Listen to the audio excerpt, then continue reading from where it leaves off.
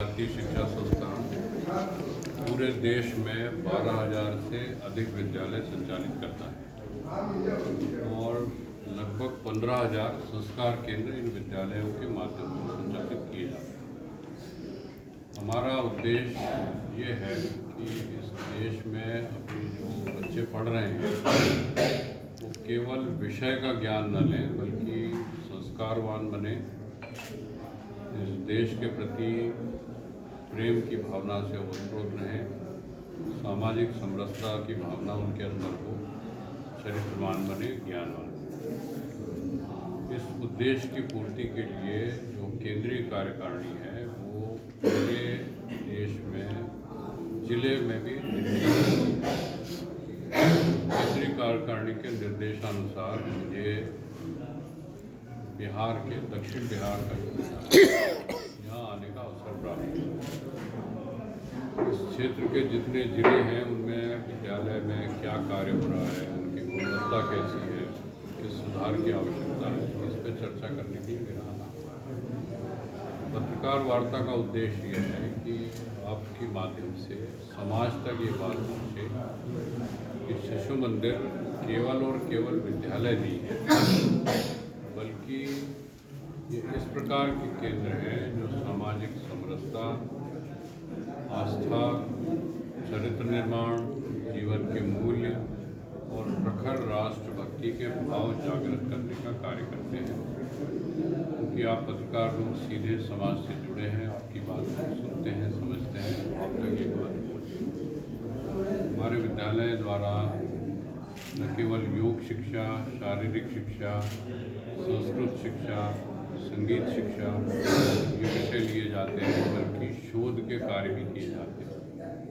और शोध के कार्य ऐसे होते हैं जिनको हम कहते हैं कि क्रिएटिव रिसर्च, कि शिक्षा जगत में किस प्रकार के शोध की आवश्यकता है, भविष्य में शिक्षा क्या होगी।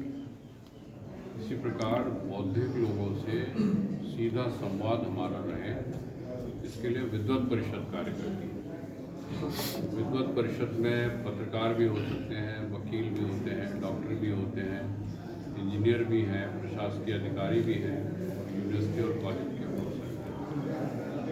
इनका कार्य ये रहता है कि समाज में उठने वाले जो विषय हैं उन पर विद्वत परिषद चर्चा करे और क्या समाधान हो सकता है इस पर बात करें। विद्वत परिषद भी एक विद्या भारती का बहुत बड़ा आयाम है। पत्रकारों के साथ निरंतर वार्ता करना, उनकी उत्सुकता, उनके प्रश्नों को जवाब देना, ये भी आज की पत्रकार वार्ता का उद्देश्य है।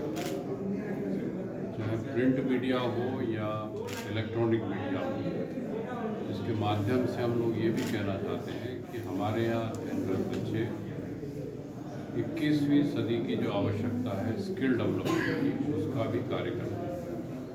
उनकी कम्युनिकेशन स्किल अच्छी हो, अंग्रेजी भाषा पे भी उनकी पकड़ हो, कंप्यूटर का ज्ञान भी उनको हो, AI की भी जानकारी हो और वर्तमान में प्रचलित जो अद्यतन इंस्ट्रूमेंट हैं उनका प्रयोग भी शिक्षा जगत में किया जाए, ये कार्य भी है। उल्लेखनीय बात यह है कि विद्या भारती द्वारा सैनिक स्कूल भी संचालन आजकल किया गया। सैनिक स्कूल की योजना भारत सरकार द्वारा जारी की गई थी, जिसमें PPP में सैनिक स्कूल प्रारंभ करना। इसमें जो प्रवेश है वो ऑल इंडिया जो प्रतियोगिता होती है उसके माध्यम से होते हैं। और ये बच्चे जो आज हमारे सैनिक स्कूल में पढ़ रहे हैं, इनका अनुशासन, इनकी हेल्थ किसी भी तरह से सरकार के जो सैनिक स्कूल हैं उनके पैरामीटर से कम नहीं होगी, गुणवत्ता उससे कम नहीं होगी।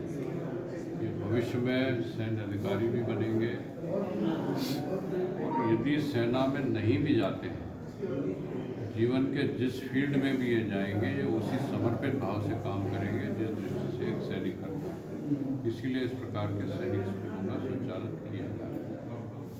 एक और ऐसी जानकारी है जो शायद कम लोगों तक पहुंची हो, विद्या भारती ने सीमा क्षेत्र में भी विद्यालय प्रारंभ किया।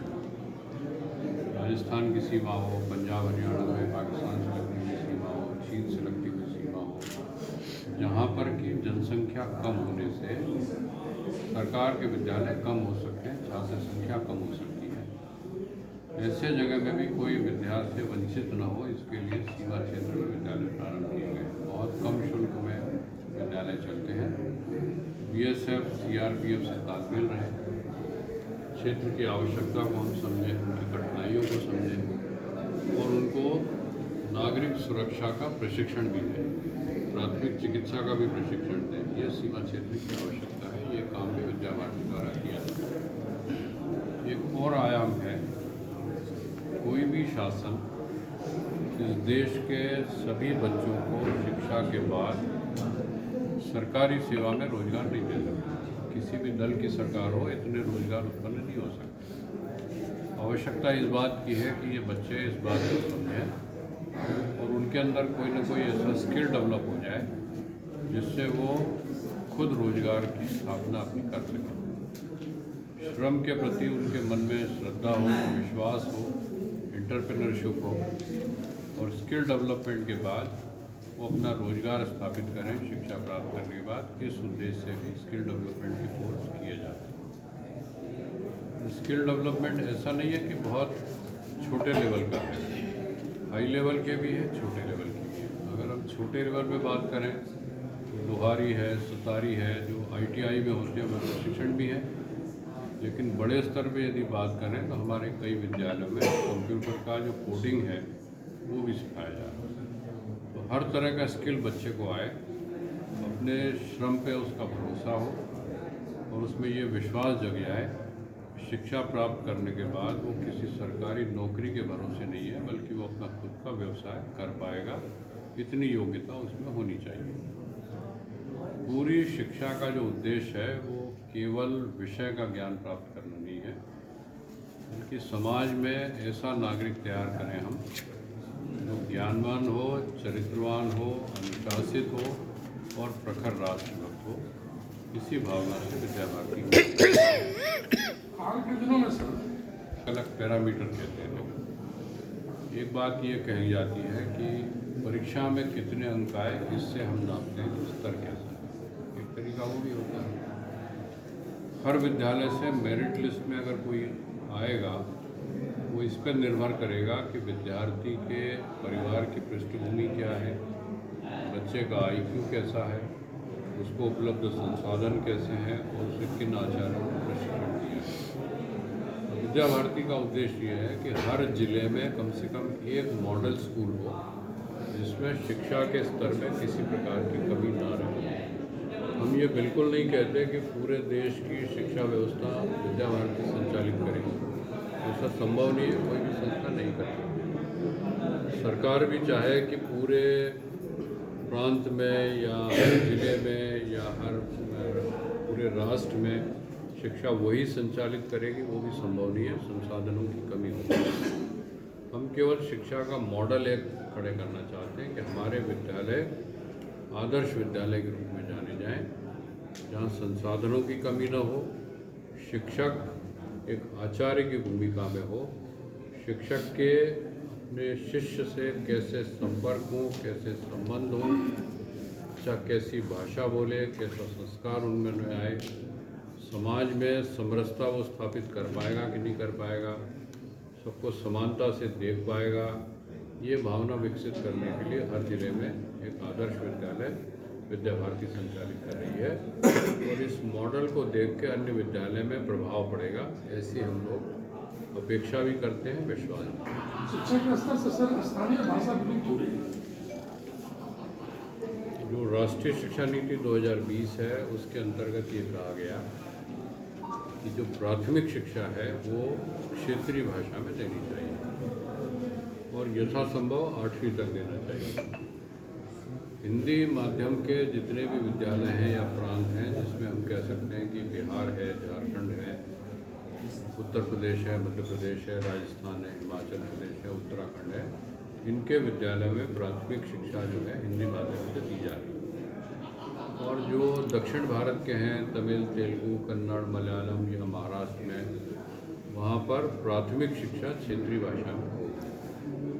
क्षेत्रीय भाषा उतनी ही महत्वपूर्ण है जितनी कि राष्ट्रीय भाषा। आपने अभी जितनी बातें कही सर, उस पर विद्या भारती कितनी जल्द खड़ी उतरेगी सर उस पर? विद्या भारती निश्चित रूप से अपने उद्देश्यों को पूरा करेगी। एक बात हमेशा हम ये कहते हैं, ये कभी नहीं कहा कि अंग्रेजी मत पढ़िए या जर्मनी मत पढ़िए या जापानी मत पढ़िए, ऐसा कोई बात नहीं, लेकिन अपनी मातृभाषा को मत भूलिए। तो विद्या भारती के संचालित किसी भी विद्यालय में आप चले जाइए, आपको उस बच्चे के मन में मातृभाषा के प्रति सम्मान हमेशा दिखेगा, और ये मातृभाषा के प्रति जो उसके मन में सम्मान है, यही उस मातृभाषा को जीवित रखेगा। सारे वैज्ञानिकों की रिपोर्ट ये कहती है कि मातृभाषा में अध्ययन करने से बच्चे की सीखने की जो गति है वो ज़्यादा होती है, जल्दी वो सीखता है। अब जो एक माध्यम का झुकाव है, समाज में परसेप्शन है, इस परसेप्शन को तोड़ने के लिए हम जो अपनी सफलताएं हैं उनमें समाज के सामने रखते हैं कि हमारे यहाँ पढ़े हुए बच्चे IAS में भी गए हैं, IPS भी बने हैं, वैज्ञानिक भी बने हैं। और आपको पता है कि जो चंद्रयान गया था उसकी टीम में भी विद्या भारती में अध्ययन करने वाले बच्चे थे। तो ये प्रतिमान ये बताते हैं कि क्षेत्रीय भाषा में पढ़ने से या मातृभाषा में पढ़ने से बच्चे का विकास अवरुद्ध नहीं होता है। समाज को ये समझाने के लिए प्रयासरत है। ऐसा तो नहीं कहते कि सफलता 100% मिल गई, लेकिन प्रयास है कि हम समाज को ये समझा पाएँ कि केवल विदेशी भाषा पर निर्भर ना रहें, अपनी भाषा, अपने संस्कार जीवित रखें। मुझे लगता है कि विद्या भारती अपने प्रयास निरंतर करती रहेगी और लोग यहाँ की भाषा अंगिका है सर, मातृभाषा जो है जी, यहाँ की मातृभाषा अंगिका है। विद्या भारती में अंगिका को के पाठ्यक्रम के लिए समुचित व्यवस्था है। न केवल विद्या भारती में बल्कि राष्ट्रीय स्तर पर मैं आपको जानकारी दे रहा हूँ। अनुवादिका नाम का जो सॉफ्टवेयर बना है वो 22 भाषाओं में अनुवाद करता है, लिखे हुए का, बोले हुए का। तुरंत सब जगह ये हो गया ऐसा नहीं है, लेकिन जनजाति क्षेत्र में मैं आपको जानकारी दे सकता हूँ कि बारेली में, बघेली में, बघेलखंडी में प्राथमिक शिक्षा की पुस्तकें उनके अनुवाद का कार्य किया जाता है। इस क्षेत्र के लोगों की जवाबदारी है कि वो इन पुस्तकों को क्षेत्रीय भाषा में अनुदित करें। ये बहुत दूर दराज का विद्यालय है, बहुत छोटा सा विद्यालय है। समाज का जो बच्चा वहाँ पढ़ने आ रहा है उसको आप एकदम अंग्रेजी में या बहुत शुद्ध खड़ी बोली में पढ़ाओगे तो आपकी बात नहीं समझेगा। उसको विद्या दान करने के लिए उसकी भाषा में जब तक आप नहीं बताएंगे तब तक वो नहीं समझेगा। तो ये क्षेत्रीय जो टीम रहती है उसका कार्य रहता है, ये कार्य करे। और राष्ट्रीय स्तर पे बहुत सी क्षेत्रीय भाषाओं में पुस्तकों के अनुवाद का कार्य किया जा रहा है। यहाँ के जो लोग हैं उनसे भी मेरा अनुरोध रहेगा, यहाँ की जो भाषाएँ हैं उसमें भी इन पुस्तकों का प्राथमिक स्तर पर अनुवाद करें, जिससे इन बच्चों को अपनी मातृभाषा में शिक्षित व्यवस्था की जाए।